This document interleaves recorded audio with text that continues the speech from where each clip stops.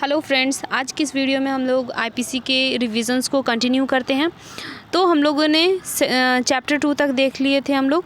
फिर आप देखेंगे चैप्टर 3 से। चैप्टर 3 में है पनिशमेंट्स के बारे में, जिसमें सेक्शन है 53 से 75। चूँकि वीडियो बहुत लंबा बन जाता है तो इसमें इम्पॉर्टेंट जो है वो मैं बता देती हूँ। पनिशमेंट में सबसे पहले 53 में सेक्शन 53 में पनिशमेंट को डिफ़ाइन किया गया, तो ये भी इम्पॉर्टेंट है। ऐसे तो पनिशमेंट कितने तरह का है, तो फर्स्ट डेथ हुआ, फिर सेकंड इम्प्रिजनमेंट फॉर लाइफ, यहाँ थर्ड रिपील है शायद। तो यहाँ पे फोर्थ दिया गया है imprisonment which of two description, दो तरह का। यहाँ देखिए, सबसे पहले डेथ सेंटेंस सबसे हाई होता है, वो आप लोग जानते हैं। सेकंड हो गया इम्प्रिजनमेंट फॉर लाइफ, ये भी उसके सेकंड कैटेगरी में आता है, उसके बाद नीचे आता है। फिर होता है इम्प्रिजनमेंट दो तरह का, सिंपल या रिगरस इम्प्रिजनमेंट। सिंपल और रिगरस इम्प्रिजनमेंट क्यों नाम पड़ा? सिंपल इम्प्रिजनमेंट में होता है कि आप सिंपली जेल में रहती हो बस, लेकिन रिगरस इम्प्रिजनमेंट में क्या होता है कि हार्ड लेबर करवाया जाता है। वहाँ पे आपको वहाँ पे कुछ वर्क्स भी दिया जाएगा, बहुत सारा खेती वेती भी करवाया जा सकता है। वहाँ पे जो बोलेगा वो काम करना है आपको, तो वो हो जाता है रिगरस इम्प्रिजनमेंट। फिर फिफ्थ है फॉर फीचर ऑफ प्रॉपर्टी, ठीक है, फॉर फीचर ऑफ प्रॉपर्टी। फिर फाइन। तो कितना हो गया? 3 2 5 5 टाइप्स का पनिशमेंट हो गया। कौन कौन सा? सबसे कम से शुरू करते हैं तो फाइन, फिर फॉर फीचर ऑफ प्रॉपर्टी, फिर इम्प्रिजनमेंट, जिसका दो तरह का इम्प्रिजनमेंट हो सकता है, रिगरस इम्प्रिजनमेंट या सिंपल इम्प्रिजनमेंट। और फिर आता है हमारा इम्प्रिजनमेंट फॉर लाइफ, और लास्ट और सबसे बड़ा जो होता है वो डेथ सेंटेंस होता है। ओके, तो ये पनिशमेंट था। फिर है 53 में है construction of reference to transportation. Section 54 से 53A में था construction of reference to transportation. Section 54 कहता है commutation of sentence of death. Sentence of death में नहीं होता है कि कुछ एक्सेप्शन केस है तो वहाँ पे नहीं मिलता है, मतलब रुक सकता है कुछ समय के लिए। इस तरह से जो भी एक्सेप्शन है वो इसमें दिया गया है। सेक्शन 55 में है commutation of sentence of imprisonment for life. Section 55A definition of appropriate government. Appropriate government कौन होगा किस केस में, वो चीज़ बताया गया है। सेक्शन 56 है sentence of European and American to penal servitude. इसमें शायद मेंशन नहीं किया है बट ये रिपील हो चुका है। सेक्शन 57 में है fractions of terms of punishment, मतलब पनिशमेंट्स का जो है ना फ्रैक्शन वाइज बांट दिया गया है। जैसे अगर मान लीजिए कोई बहुत ही गरीब है और उसको फ़ाइन चार्ज हुआ है तो वो तो नहीं करेगा। अगर ऐसा कोई है जो हैंड टू माउथ का स्थिति है, यानी कि उसको खाने का भी ये नहीं है, उपार्जन नहीं कर पा रहा है, तो उस सिचुएशन में क्या हो, तो वो तो फ़ाइन नहीं भर पाएगा। तो और फिर भी वो तो क्राइम तो किया है, ऑफेंस तो किया है जो उसको फ़ाइन लगा है, तो उसके लिए पनिशमेंट उसको जेल मिलेगा। तो किस अकॉर्डिंगली कितने फ़ाइन वाले को कितना जेल होगा, या फिर जेल वाले को पैसा कितना देना पड़ेगा, ये सब इसमें बताया गया है। फिर है section 58 offender sentence to transportation, how to deal with until transported. Section 59 says about transportation instead of imprisonment. Section 60 says about sentence may be in certain cases of imprisonment wholly or partly rigorous or simple। वही sentence जो है rigorous या simple होगा, किस तरह का imprisonment होगा, उस सब के बारे में बताया गया है, कौन से केस में कौन सा होगा। फिर है Section 61 says about sentence of forfeiture of property. Section 62 says about forfeiture of property in respect of offender punishable with death, transportation or imprisonment. Section 63 says about amount of fine.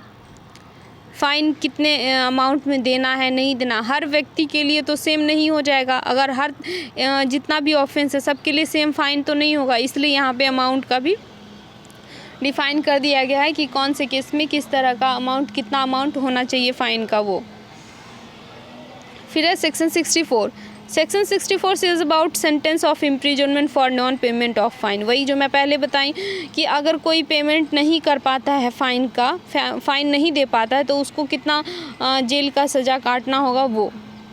Section 65 says about limit to imprisonment for non payment of fine when imprisonment and fine awardable. अगर मान लीजिए किसी को imprisonment, jail और fine दोनों हुआ है, तो उस सिचुएशन में इम्प्रिजनमेंट कितना होगा उसको फाइन नहीं करने पे, उस सब का लिमिटेशन लगाया गया है। Section 66 says about description of imprisonment for non payment of fine. यहाँ नॉन पेमेंट ऑफ फाइन के लिए कुछ डिस्क्रिप्शन दिया गया है इम्प्रिजनमेंट का। इम्प्रिजनमेंट हो गया जेल की सज़ा। फिर है section 66 imprisonment for non payment of fine when offence punishable with fine only. यहाँ देखिए सेक्शन 65 में क्या है कि यदि इम्प्रिजनमेंट और फाइन दोनों अवार्ड है, दोनों मिल रहा है, तो उसको कितना मतलब अगर वो पेमेंट नहीं कर पाता है फ़ाइन का, तो उसके इम्प्रिजनमेंट का कितना लिमिटेशन होना चाहिए वो बताया। लेकिन इस सिचुएशन में सेक्शन 66 में बोल रहा है सिर्फ फ़ाइन उसको हुआ है, उसके ऑफेंस के लिए उसको सिर्फ फ़ाइन देना है, और फ़ाइन वो नहीं दे पाता है तो उसको कितना सज़ा मिलेगा जेल का वो बताना है, यहाँ बताया गया है। Section 68 says about imprisonment to terminate on fine payment of fine. Section 68 says about imprisonment to terminate on payment of fine. यदि किसी को जेल की सज़ा मिली है और ऐसा है कि वो फ़ाइन भी दे के छूट सकता है, तो वो है, इसके बारे में पूरा डिस्क्रिप्शन 68 में दिया गया है। Section 69 says about termination of imprisonment on payment of proportional part of the fine. Section 78 उसमें सिर्फ फ़ाइन के लिए नॉर्मली दे दिया गया, इसमें बता रहा है प्रोपोर्शनल पार्ट कितना होगा। ऐसा नहीं कि सिर्फ फ़ाइन दे दिया, मतलब जिसको इम्प्रिजनमेंट फॉर लाइफ हुआ है तो वो सिर्फ पेमेंट फ़ाइन दे देगा और छूट जाएगा, ऐसा नहीं है। यहाँ कुछ ये प्रोपोर्शनल पार्ट होता है जो उतना ही दे सकता है, और उसके अलावा उसको जेल काटना ही पड़े, जेल की सज़ा होगी। फिर है section 69 says about termination of, ये तो बोल दिए। Section 70 says about fine lived within 6 years or during imprisonment, death not to discharge property from liability। हाँ, यदि मान लीजिए यदि किसी को 6 ईयर का फ़ाइन हुआ है, ठीक है, 6 ईयर के अंदर ही उसको फ़ाइन देना है और वो नहीं दे पाता है अपने जेल का सजा, अगर चलिए एग्जांपल देते हैं, अगर कोई आदमी है उसको ना जेल की भी सज़ा हो चुकी है और फ़ाइन भी देना है, तो ऐसा है कि वो 6 मंथ के अंदर ही वो नहीं दे पाता है पैसा, या फिर इम्प्रिजनमेंट के समय में वो उसका डेथ हो जाता है। तो डेथ होने का मतलब ये नहीं कि वो अपने दायित्व से मुक्त हो गया, उसके प्रॉपर्टी में से वहाँ उसको फ़ाइन लगेगा। Section 71 says about limit of punishment of offence made up of several offences. अब लिमिटेशंस लगाए गए यहाँ पे। मान लीजिए कोई बहुत सारा ऑफेंसेस किया, फिर वहाँ पे पनिशमेंट मिल रहा है, तो ऐसा तो नहीं है कि चोरी के लिए अलग, डकैती के लिए अलग, इस तरह से मतलब सारा ऑफेंस मिला के किया है, वो बहुत सारा ऑफेंस है वो, तो सबके लिए अलग अलग सज़ा नहीं मिलेगा, वहाँ पे लिमिटेशंस है कुछ। फिर है 72 section 72 says about punishment of person guilt of one of several offences, the judgment stating that it is doubtful of which. Okay,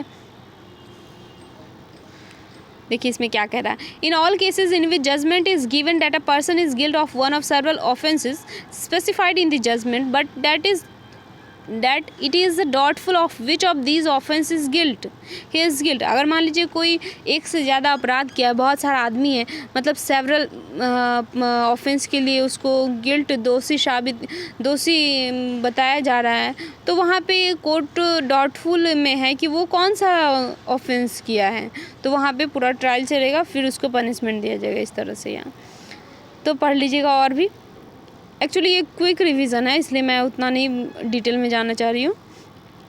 फिर है section 73 says about solitary confinement and section 74 says about limit of solitary confinement. Limitations लगा रहा है यहाँ, देखिए limitations है कुछ कि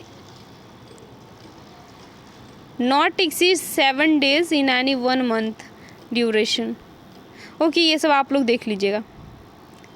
फिर है section 75 enhanced punishment for certain offences under chapter 12 और चैप्टर 17 आफ्टर प्रीवियस कन्विक्शन। तो ये था हमारा चैप्टर 3। चैप्टर 3 में पनिशमेंट के बारे में पूरा पनिशमेंट से रिलेटेड ही प्रोविज़न दिया गया है। तो मिलते हैं नेक्स्ट वीडियो में। Thank you.